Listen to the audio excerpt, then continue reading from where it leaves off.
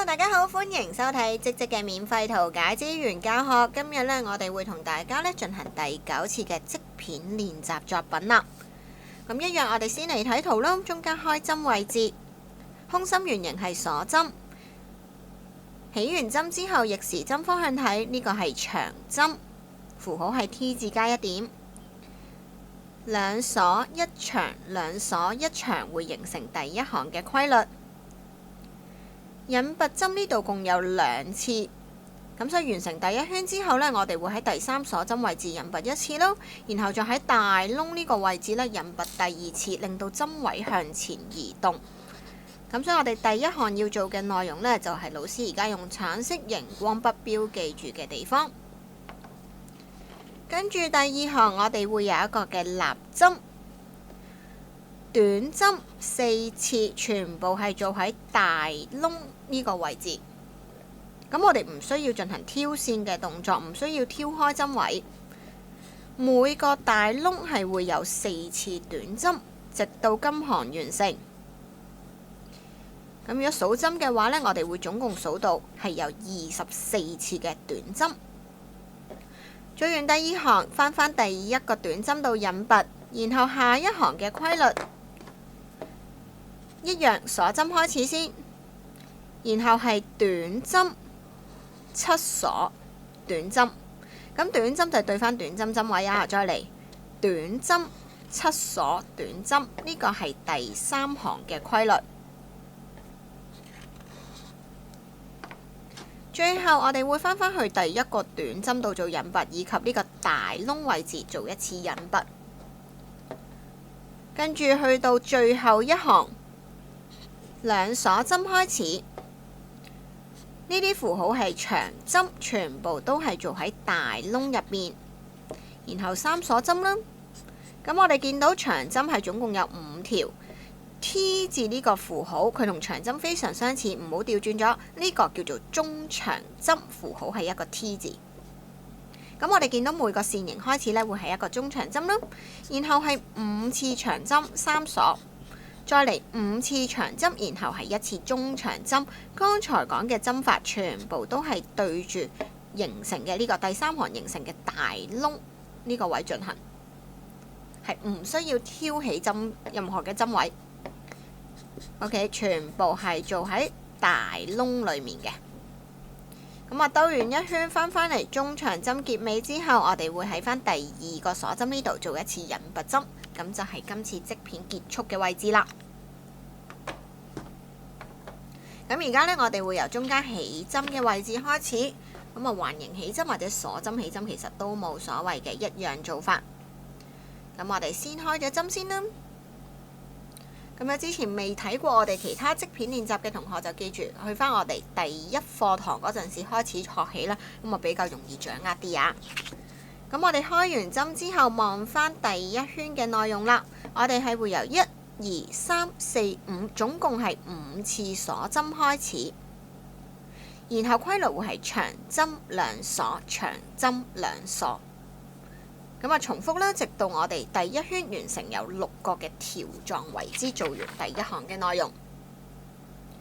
咁我先開咗3次鎖針，我會喺第3個鎖針提早加上記號扣，因為呢個位置將會係我第1行完結嘅地方。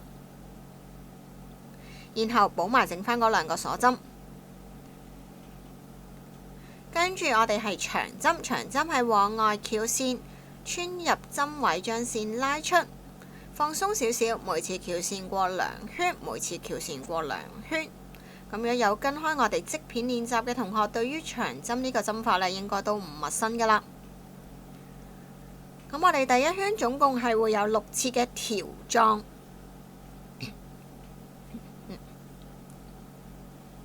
咁我哋先做好第1項嘅內容。咁我哋數條狀啦。老師而家手上呢就完成咗5個條狀。咁我會做埋最後一個嘅長針，然後係2次鎖針。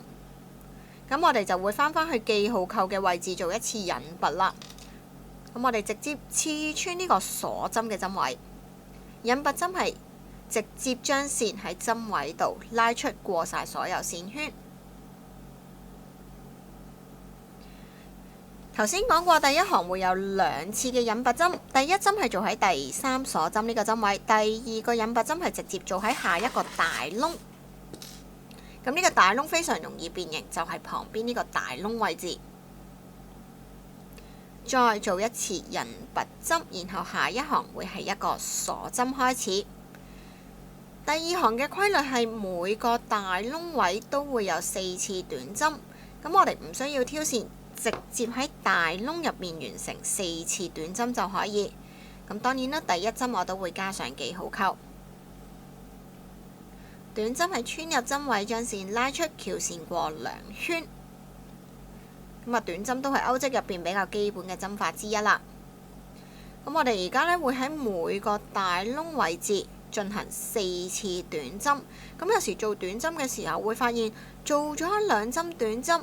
呢個大窿位置呢就所剩無幾，我哋需要將手上嘅短針呢向右撥開，然後做埋剩返嘅2次短針。我哋要確保佢有足夠嘅空間可以完成。當我哋位置不足嘅時候呢，就稍為將佢短針向右撥動。咁我記住啊，我哋每個大窿位置直接穿入大窿去進行短針嘅。完成今行會總共得到24個短針嘅針位。咁樣同學驚積錯呢，或者積漏咗呢，都可以數一數。咁而家係類似一個車輪狀咁嘅物體。冇錯嘅話，我哋而家將會返去記號扣標記住嘅第1短針呢個 V 字針位，做返一次引拔針。然後望返第3行嘅規律會係短針7鎖短針，形成一個拱形。再嚟喺下一個位置短針7鎖短針，咁啊中間係跳過咗2個針位，係唔需要完成任何針法㗎。咁我而家先做立針同埋同一個位置正下方呢個同一個針位啊，先做埋個短針先。咁啊立即加返記號扣喺短針 V 字針位。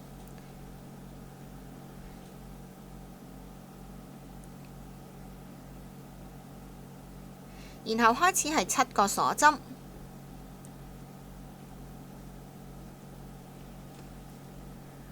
跳過2個針位，喺第3個針位做一次短針。咁其實就係對應返呢我哋剛才嗰行，對住每個大窿位置做咗4次短針嘅。而今次呢行嘅落針點呢，就會係剛才4個短針裡面嘅第1以及第4針。咁我哋再嚟下一個規律啦，喺新針位一次短針，然後係7次鎖針，跟住跳過2個針位，喺第3針位做一次短針，形成第2個拱形。再嚟第3個拱形，1次短針，7次鎖針。然後喺返第3針位一次短針。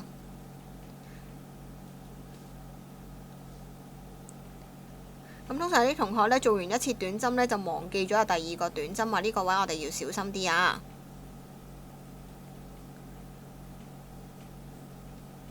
咁老師而家手上會做埋最後嘅2個拱形。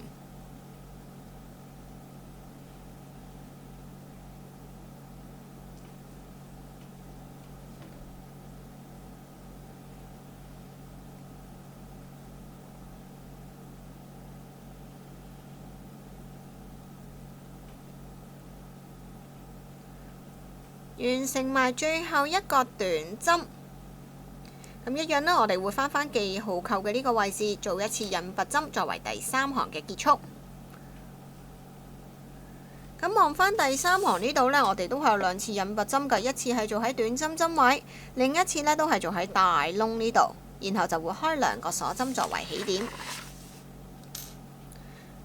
咁我哋喺大窿位置直接穿入大窿，再做一次引拔針。然後開2個鎖針作為起點，記號扣標記住第二個鎖針針位。根據圖解嚟緊，我哋有5次長針、3次鎖針，再嚟5次長針，最後係中長針，全部都係落喺剛才嗰行形成嘅第一個拱形裡面。咁呢個拱形入邊呢，針法會比較多，大家要小心呢個空間嘅問題啊。咁啊，長針我哋第一行做過㗎啦，記住先翹線入針位，拉出線之後，每次翹線過2圈，每次再翹線過2圈。做長針嘅秘訣呢，係需要同學隻手呢係比較放鬆少少。有陣時如果我哋長針拉得太緊呢，做出嚟嗰個針法就唔靚㗎啦。我先做好5次嘅長針。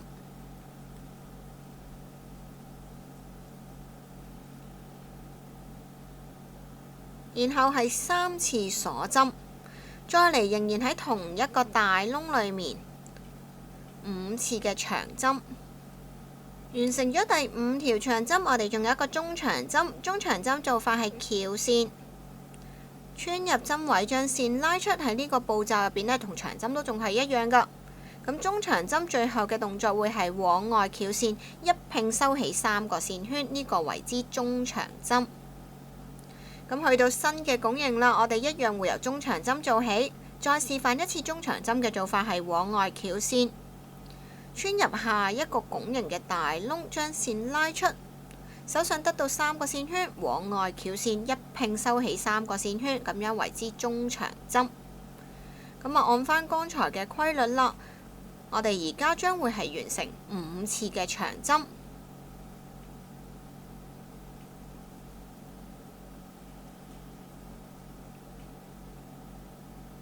然後係3次鎖針，再嚟仍然喺同一個窿位，先做5次長針，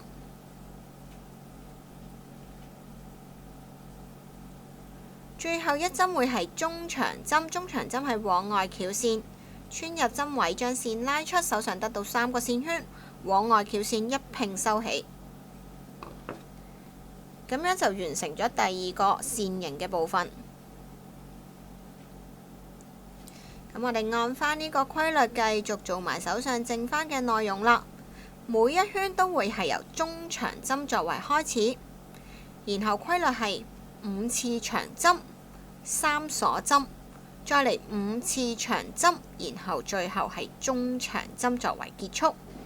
咁我哋要數嘅時候呢，其實數返啲條狀就會知道自己完成咗幾多針㗎喇。咁我哋先做埋最後嘅呢一個線形行數，完成埋最後一個嘅中長針，我哋就返返去記號扣標記住第2個鎖針嘅嗰個針位，做一次引拔針作為完結。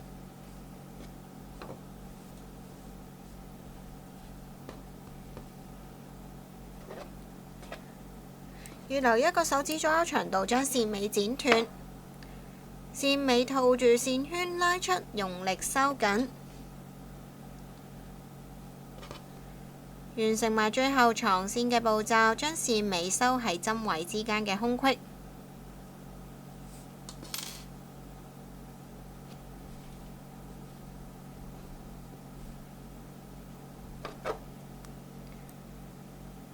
線頭線尾可以貼住剪走，咁我哋就完成呢一個嘅織片啦。咁希望同學都有順利做到我哋呢個嘅織片練習第9堂嘅內容啦。咁我哋下堂再見，拜拜。